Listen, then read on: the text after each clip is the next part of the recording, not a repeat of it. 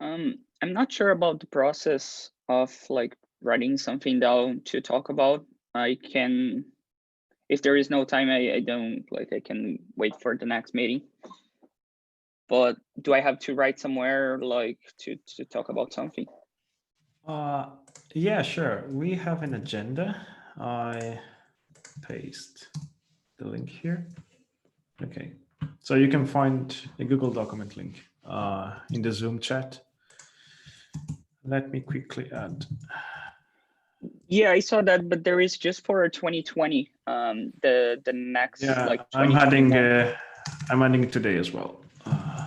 Okay, cool. Generally, it gets added at the beginning of the meeting or slightly before, so you haven't missed the opportunity yet. Cool.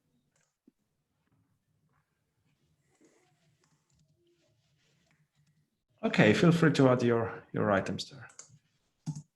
Thanks.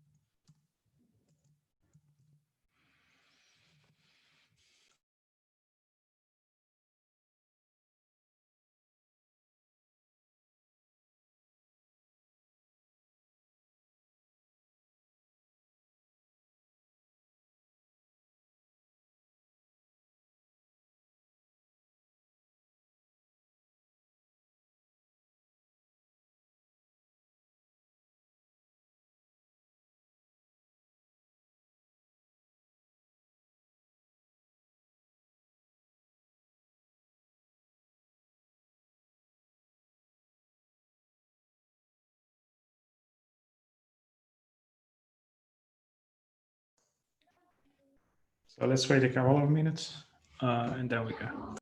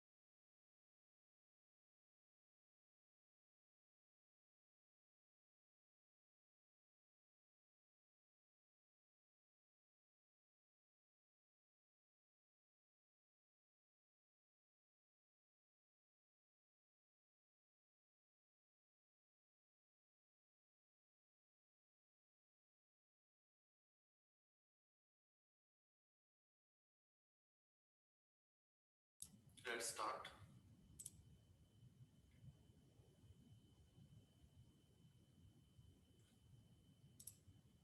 Okay, let's start. First of all, Happy New Year, everyone. Gautam, do you mind?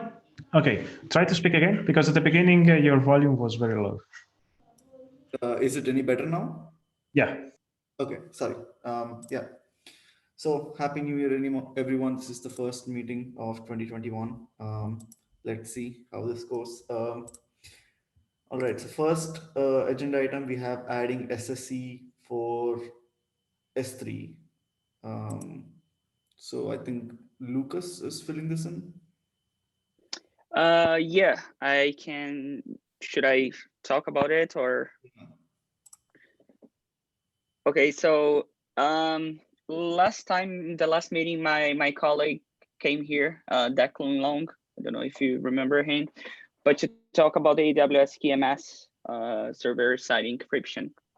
I'm working on that, and there are like a few things that I'm not sure about the implementation. I have a PR, but I'm not sure. Pretty much there are two things. The first thing is how I test server-side encryption using AWS KMS. I was able to create an integration test using KeyES from Menu, there is like a KMS server. But for AWS KMS, I'm not really sure how can I test this? Like, it's really complicated and complex. And the other thing is, like, I'm using the Thanos interface that was suggested in the PR, in the issue, sorry.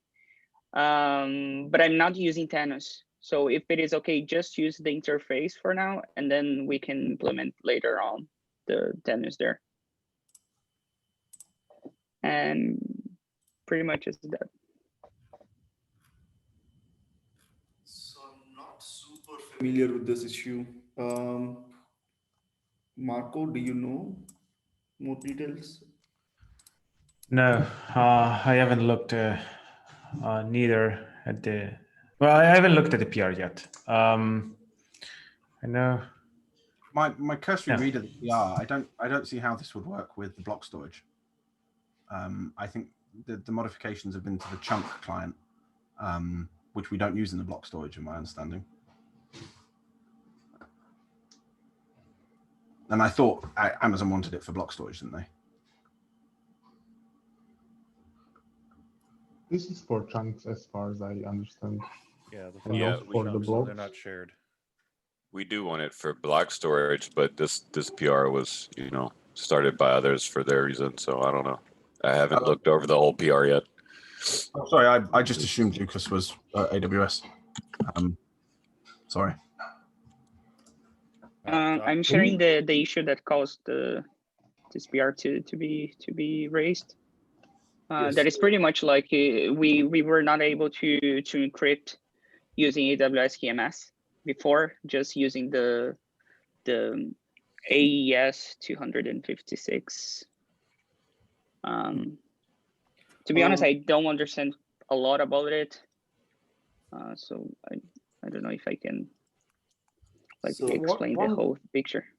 One part of it seems quite simple. If there's no standalone implementation with this encryption, then it can't be tested in the integration tests, and move on. People that want this encryption can test it in real S3, and if it doesn't work, they'll file an issue. Yep, I was going to add the same thing. So if it's not trivial to implement an integration test for it, that is completely fine. If we can use the KES, that's great, but like, we don't want to block on the integration test. Having said that, Cortex has two storage engines now, the chunk storage engine and the block storage engine. And I think you would require this for the So yeah, you might be requiring this for the block storage engine. It depends. But if you're using the ruler, I think the ruler uses the chunk storage engine. Josh had written in the comments on the chat as well. Yeah, makes sense. That sounds like a tech debt item to resolve at some point in the future. Yes, we do want to move to the Thanos client for the ruler as well, but like that has been something that's been on the roadmap for a while. Lucas, to kind of answer your question, so what you did, if you can test it out locally and if you can say that it works, that should be good enough. We don't want to block on a integration test. And like, once you say, okay, I've tested this locally, it works, we're going to go ahead, review it, suggest changes, and then we can merge it. Does that make sense? Yeah, it does. I put their work in progress because I want to test in my company to see if everything is working, and then I'm gonna remove and say that it's working. Does we don't use S3 for any of our production workloads at Grafana Labs.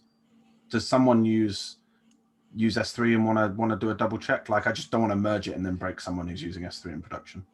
Yeah, we're not using the chunk storage, and we're not yet really using the ruler, so we don't have a good case to test this. I don't think this can really break anything, because if you don't enable it, then it will just not work or not. I think people just volunteer to merge it. Well, I took a look at it before, and one single part I don't quite understand. You say, Lucas, that it's using Thanos in some way, but I don't see that.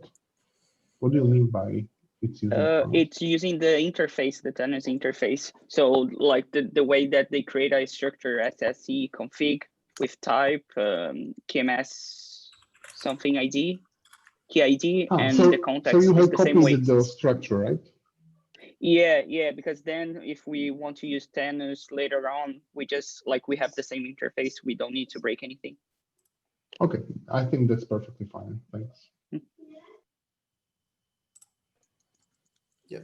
I mean, we're not going to merge it without a review. It's just that, like, once someone tells us that it works, that they've tested it against S3, we can then review it and then merge it. Sure. That's perfect for me. Thanks, guys. Thank you. Cool. Any more questions around that? Moving on. So next we have Brian, rate limiting without dropping data, our favorite issue. Yeah, I thought I'd bring it up here because there was a little bit of debate in. So the background is we have a rate limit on samples per second coming in. If, as an operator of Cortex, if your system has some issues, so it kind of goes down, let's say it goes down for 2 minutes, not a bad issue, comes back again. So now you get 2 minutes worth of data from all the Prometheus. They will try and send it all at once. They immediately go over the rate limit. Is kind of a spring back effect.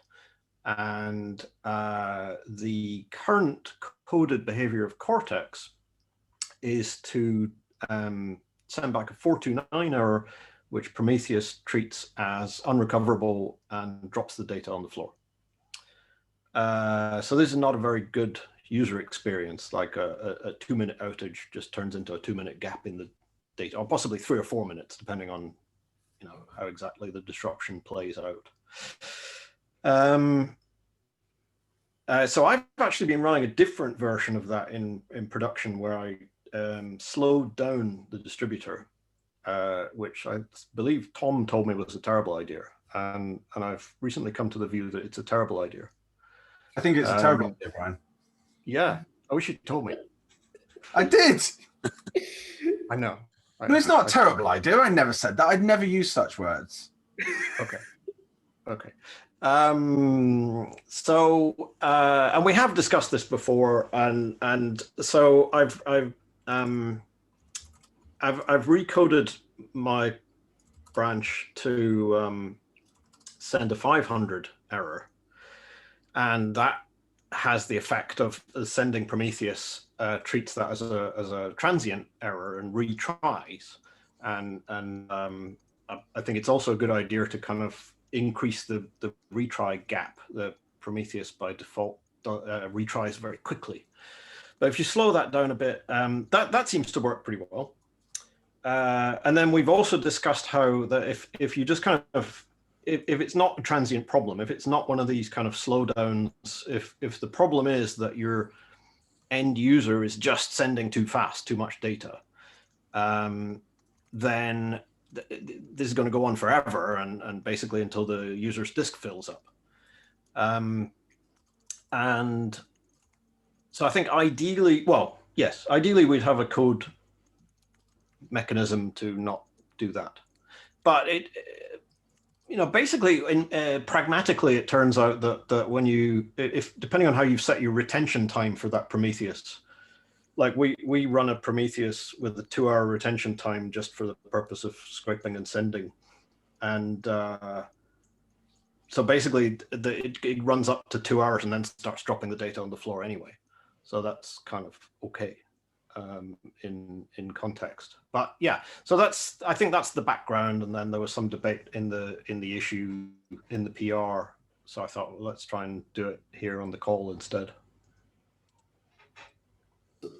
So, sorry, go on with. So one thing that we do is we set a really large burst period or burst value. So in case this burst value, I think, could be like 10x the actual rate limit. So in case Prometheus goes down and then it comes back up and like it tries to send a lot of data, I'll just point out that that's a surefire way to have Prometheus denial of service attack and take out all your Cortex clusters. That's also fair. It's also not enough, right? I mean, if it's 10x and you're near the limit, then you've got 10 seconds worth of data, and after that, it's gone. Yeah, it's not enough 10x. I agree with you. We set to 10x, but it doesn't cover your use case. I think we have this problem as well. Yeah, we very much have this problem. So I don't know the answer, but the discussion in the PR was, as far as I could tell, the client is the only one that has the information, enough information to make this decision. So I don't think the solution is to change the response code to a 500. I think the solution is to change Prometheus's behavior so that it retries 429s in some circumstances. Now, that's not a solution, but for instance, imagine if the 429 had a response header that said, this is how much you're sending and this is how much your limit is. The client would have enough information to distinguish between the two cases you've described, Brian, between like, I'm just sending too much data in general. This would be, the client could get my thoughts straight. Prometheus will know how far behind it is, tailing its WoW for the remote write, and therefore you could have a threshold. If I'm only a minute behind and I get a 429, then I drop the data because I'm just overwhelming the Cortex server. If I'm more than a minute behind and I get a 429, then I retry. I mean, there's problems with that solution, but how about that's a proposal which might help. How's that sound? My guess was that would go the other way around. Like if I've been retrying for an hour, then you better start dropping the data. But anyway, that's a detail. Yeah, I mean, fair point, yeah. Yes, I do. Can I modify my suggestion? Instead of looking at the threshold of how far behind I have, look at the second derivative of that. If I'm catching up, I retry. If I'm falling behind, I start dropping. I should make some joke about rocket science. Yeah, I have to say that this is I'm streaming something. It turns out I need flow control, which is very much a repeating pattern in networking. Oh yeah, right? this is flow control. Yeah. Does anyone here know anything about flow control? Because I don't. So yes, I do think it would be better to modify Prometheus. That obviously takes longer to roll out to my users. But if, yeah. Nothing of this is nothing specific to Cortex, right? It's just remote write and attempting to defend yourself on the receiving side. Like, yeah. Well, yeah, I suppose we have another kind of string to the bow, which is the Grafana agent, possibly another place to try out experiments. Yeah, there's also the Prometheus agent design doc being talked about in that context too, right? So I would just from a kind of making, so Brian, I don't know whether you saw the notes from the recent Prometheus Dev Summit, but the Prometheus team has decided to accept remote write requests into Prometheus servers. So you're going to be able to push into a Prometheus, which that should be done pretty soon because there's not a lot to it. But that begs the obvious question, will we then need an agent? So the idea is that we're going to take the little bit of code that makes this possible in the Grafana Cloud Agent. It's just an implementation of the storage interface that writes directly to the WoW. And we're going to donate that to Prometheus, and there's going to be the concept of a Prometheus agent, which does basically what the Grafana Cloud Agent does, minus the embedded exporters and Promtail and OpenTelemetry and all the other stuff we've thrown in there. So that's just an FYI. We could jump on that design document, although I would give it some thought as to whether that will speed things up or slow things down.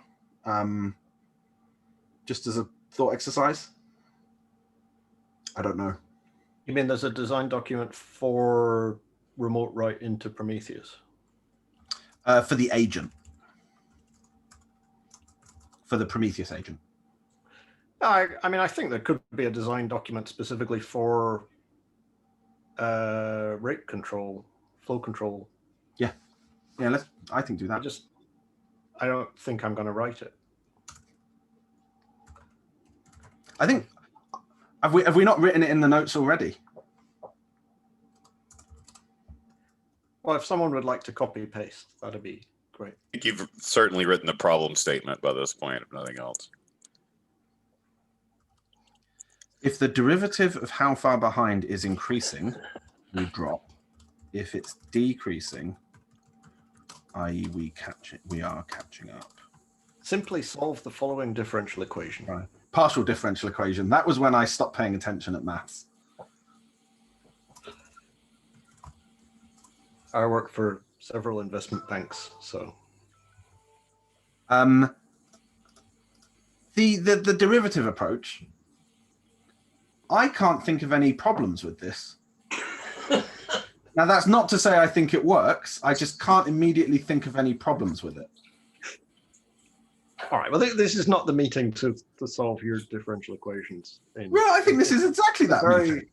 A very valuable proposal. There's nothing else on the agenda.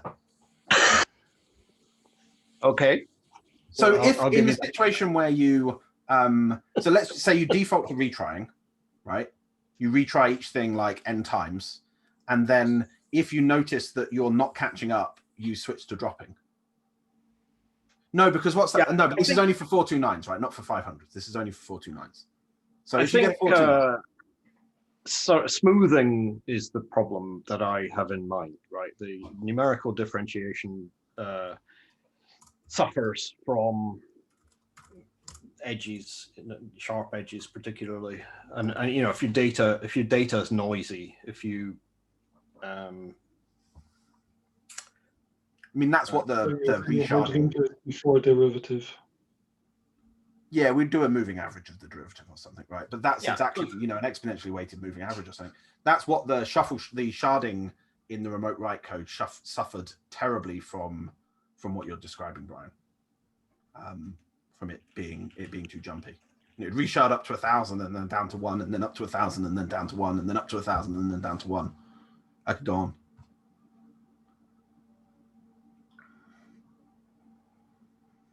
Yeah. I'm trying to remember the name of the filter that somebody should cite at this point. Do you mean a common filter by any chance? I don't know what one of those is, but yeah, I probably do actually. I do know what common filter is, I'm sure. I'd have to read the Wikipedia page first.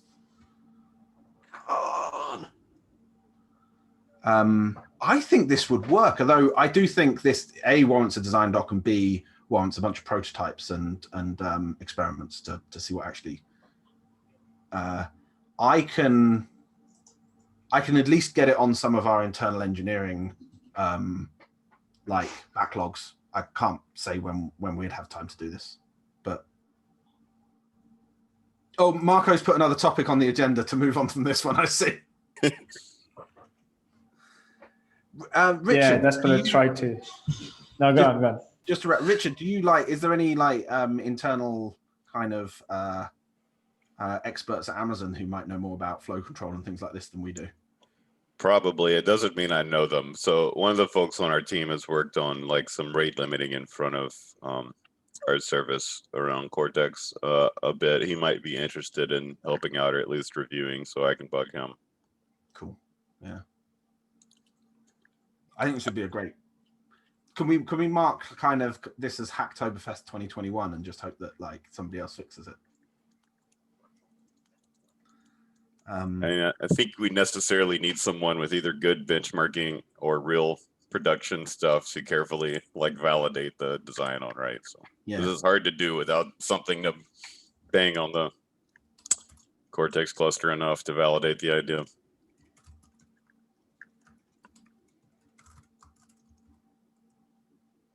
The more I think about it, the more I think a Kalman filter on the differential of how far behind we're getting, are we catching up or falling behind? You know, with some thresholds, right? Maybe some hysteresis or something, so it doesn't flip flop. I think that would solve it. I might just go and hack this up at the weekend now that there's an idea.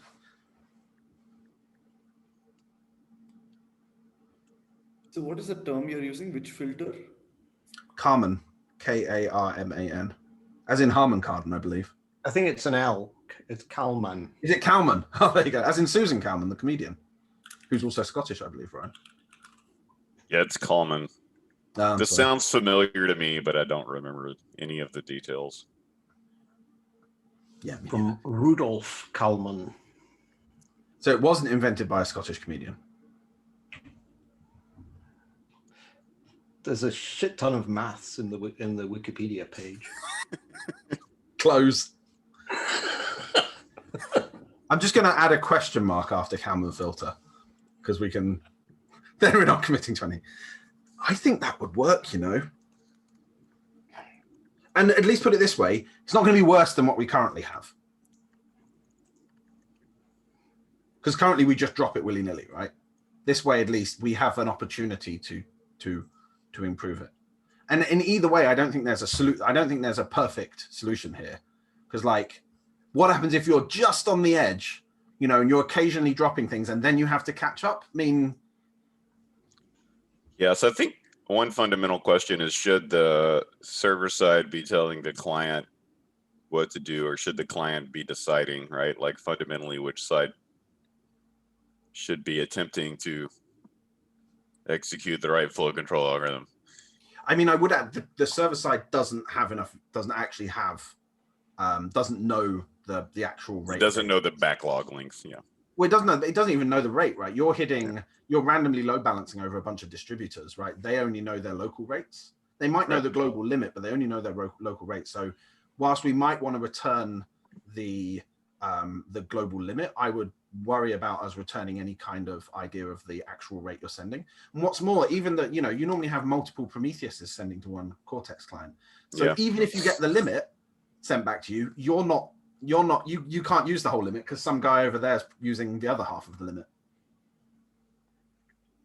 This relates slightly to another conversation I was having in an issue about Cortex has a few kind of notions of freshness and staleness of data, and any time where it does this by comparing against now has a problem if the other guy's clock is different, which it turns out happens in real life. So maybe that notion should go into the remote write. But well, yeah, I don't know. It's an interesting thing that because like every sample comes with a timestamp, so we kind of know for the most part what the sender thinks is now, except in very special cases where they're, well, maybe not very special, but, you know, special cases where they're sending a different timestamp. But generally speaking, every timestamp, every sample they send us gives us their idea of now. Gotham, you were telling me about a similar problem earlier this week. Yes, our HA pair handling is not so great in that if you have two Prometheus sending and whoever is the leader is behind and the leader falls behind by like 15 minutes for whatever issue and restarts, the follower becomes the leader, but you would then have a 15-minute gap unless the follower also fell behind by 15 minutes. So like that's another tricky issue that we kind of need to solve sometime soon.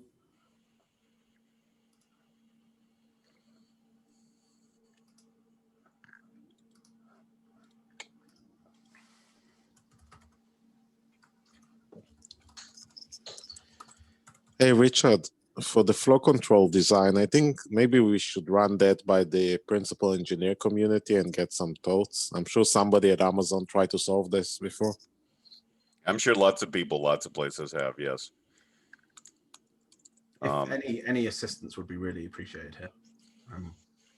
Especially like it feels bad that we just don't know what the, you know, what the other solutions that other people do in this case, right?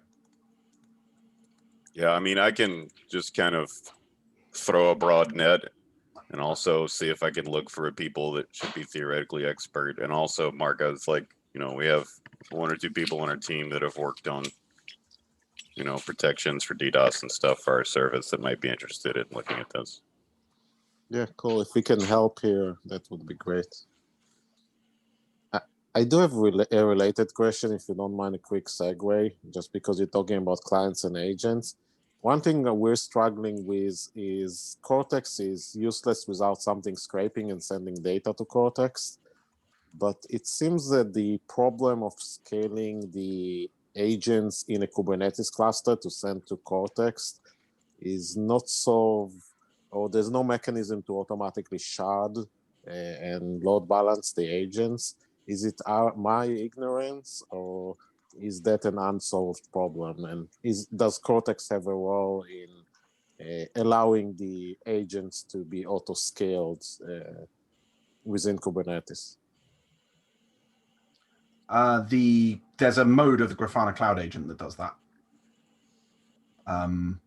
Beyond that, there's no auto scaling, but there is, as far as I know, the Thanos team have some like operator magic to control the hash mod sharding on the scraping with Prometheus, but I'm not an expert on that. So I think there's a couple of solutions, but honestly none of them are perfect, right? You know, there's work to be done. Yeah, I didn't know about the Thanos one, so that would be an interesting one, an interesting pointer to look at. Yeah, in general, the Prometheus side are going to say this is a solved problem because we put hash mod in service discovery, and it's now just a config management problem. Yeah, I mean, the problem is it makes us ship it to our customers to fix it themselves when they're big enough to care. It's not a solved problem. I'm not. I don't think that, but yeah, I mean, I think it's in the state where a customer can solve it, but we have to make them do it over and over again instead of us doing it for them. Gotham, do you know if the hash mod sharding is in the Prometheus operator? I am not. I was basically looking that up. But I wouldn't be surprised if it's already there. Yeah, I think it's already there. The cloud agent stuff uses an etcd or a console to stick the list of targets in there and then does it from there, basically. So we use a backing store to kind of do the load balancing. But wouldn't that create another dependency, or are you using the etcds that Kubernetes already uses?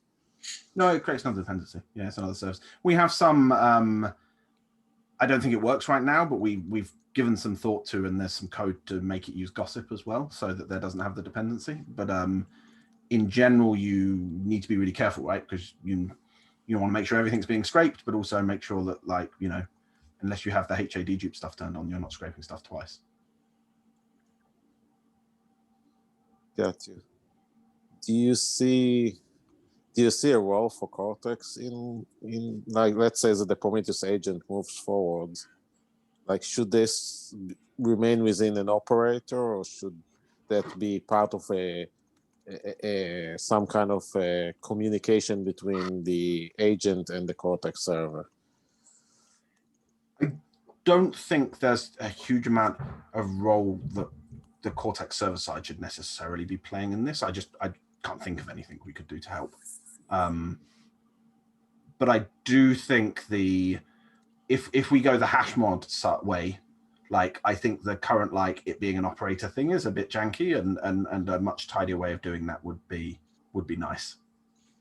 I know for now we're kind of in the Prometheus team, we're just focused on getting the bare bones non-scalable version of the agent done first, right? I don't think there's a huge amount of appetite in Prometheus team, Richie. When we talked about this before Christmas, there wasn't a huge appetite for the scalable stuff, but, you know, that's just now, right? You know, give it 6 months and I'm sure, you know, there'll be more of an appetite. Richie, you're muted if you're talking.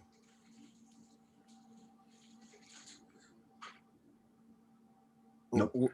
We're seeing customers with some very large EKS clusters that are asking us how to solve the scraping problem in both a scalable and a highly available fashion. So yeah, but I think if you just use the agent as it stands, like, it requires significantly less resources, right? So that is not scalable. That's not what I'm claiming, but it does at least buy you a headroom to grow.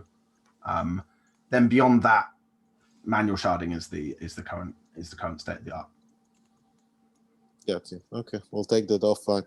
And yet another small question: is there a mechanism today in Cortex to know which clients are sending the data? Like, is there like the same way that a browser sends a user agent? Is there like a user agent to know whether it's Grafana agent sending the data or Prometheus server? Or... Gotham, you're nodding. I don't actually know the answer to that one. So the Grafana agent sends its own user agent. Prometheus sets its own user agent. We don't do anything with it in Cortex. I think the best it's done is it goes out in the logs.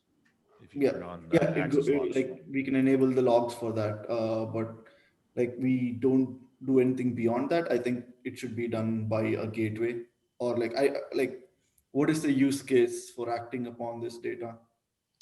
We would like to know what clients are sending us data.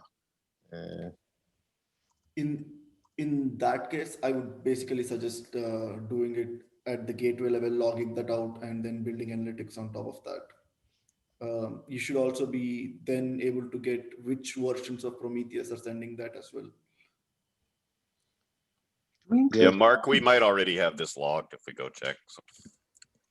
Excellent. Thank you. Thank you very much. Cool. So we have we have 10 minutes more. Should we move on to the next one? Maintainer track sessions at KubeCon EU, Marco. Yeah. Yeah, we should. Well, we have one slot for the maintainer track at KubeCon, and we should decide who picks up between the Cortex maintainer, who gives a talk there. I personally, me and Peter, submitted one talk somewhat related to Cortex as well, but we will not know if the talk is accepted before February 7, which is a deadline for the maintainer track.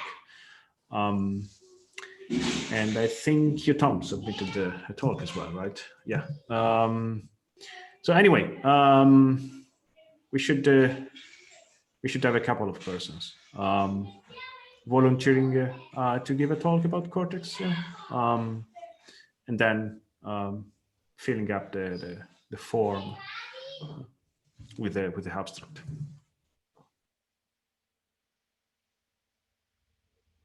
So Ken and I gave the talk at the last one, so I'll count myself out. Me and Thor gave at last KubeCon EU a year ago. I think I gave it somewhere like 1.5 years ago or something. Jacob, I don't think you've done a talk, have you? You are still muted.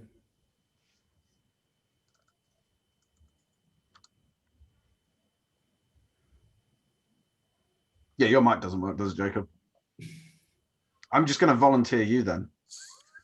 Brian, when was the last time you gave the maintainers one? Do you want to do it this time? Can do, yeah. I I don't know. I mean, I can do like broad stuff. I don't know if I can do anything in particularly in depth that's happened recently. But yeah, I mean, this is intro and what Cortex does and how it does it type thing. Do you mind doing it with Jacob? Can you hear me now? Yeah. Okay. Yeah. Can you hear me? Yes. Yeah. Okay. Sorry. Yeah, I'd be happy to do a intro talk. I would love to. If you wanted to do an intro talk with me, Brian, sounds great. All right. Well, Chris is not here, but he gave the talk 18 months ago, I think. Anyway, so I think it's definitely your turn, Jacob and Brian. Yeah. So which one of us is going to submit the form? Have you received the email, Brian? I received lots of emails. No, I mean the email from CNCF with the form link. I received lots of emails from the CNCF. Okay, after the call, I will forward you the email anyway. So I'm sure you have it.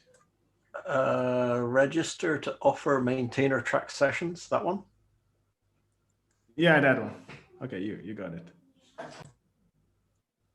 It's not due for a month. Anyway, yeah, sorry, just one of us, either Jacob or I, should fill that in. Next month is a whole new financial year for us, so I count it not due for a whole year. Shall I do it? Because I've done it before. I mean, just filling in the form. Yeah. That sounds good to me. Okay. Nice. Cool. So we have 5 minutes. Anybody wants to put in some last minute agenda items? Did you see the bug where query front end makes subqueries? It's supposed to make subqueries, isn't it? Yeah, but not like this. I didn't know. What's the bug? Is there an issue number? I thought the subquery stuff's turned off for blocks anyway at the moment. But you're not This is a bug in the cache. It is 3648. 3648 bug. So if you look at the second comment where I pasted what came back from, is there literally 50? This is a 1 hour query where what's in the cache is 50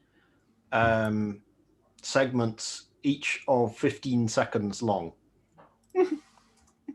Well, that's not supposed to happen. Well, I mean, someone's got a dashboard sitting in. Oh no, okay. Someone's got a dashboard sitting in front requesting data every 15 seconds, but for some reason they're not being merged. The write back should have merged them into one big extent. These are extents, not subqueries, right?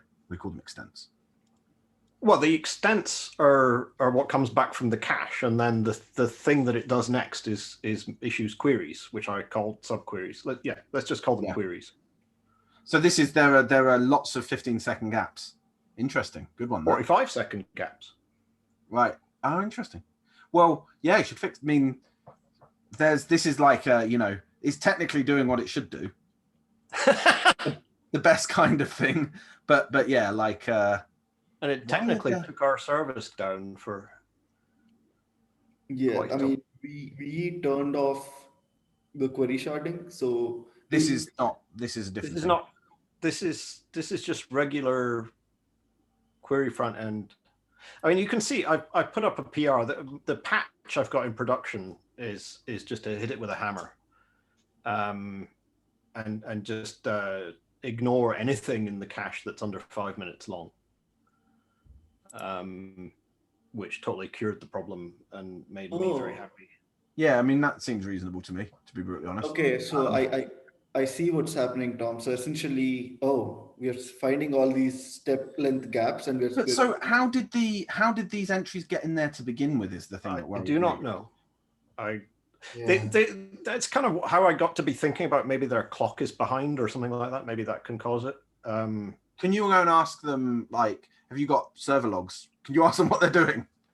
I have sent them an email and got no response. They're in Brazil.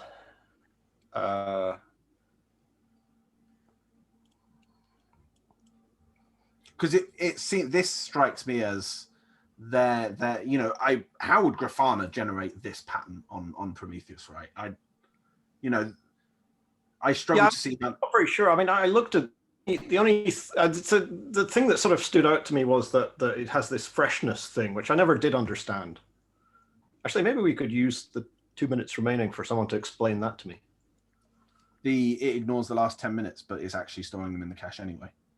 Is that the thing? Well, you see, if I'd had that set to 10 minutes, I suspect I would not have seen this problem. What have you got it set to? The default, 1 minute. What is ours set to, Gotham? 10 minutes.